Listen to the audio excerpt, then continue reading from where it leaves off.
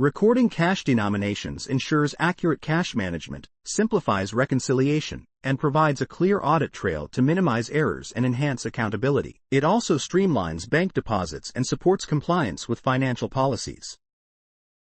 To record cash denominations in CSUL, navigate to the GL module and select Cash Denomination Recording under the Transactions section. Click on the plus button to add your current cash denomination status. Select the date, relevant company, and the appropriate cost center. For Cash Account field, press Enter or click on dropper icon to select the title of the account holding the.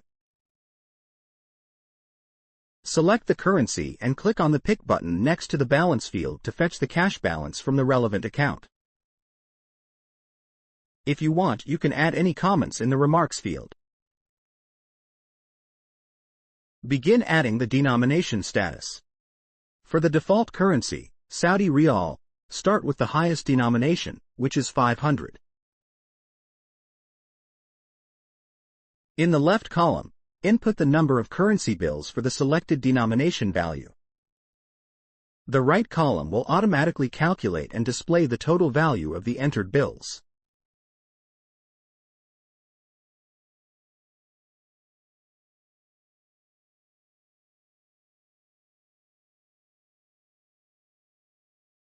Use the coins table to enter the quantity and value of coins.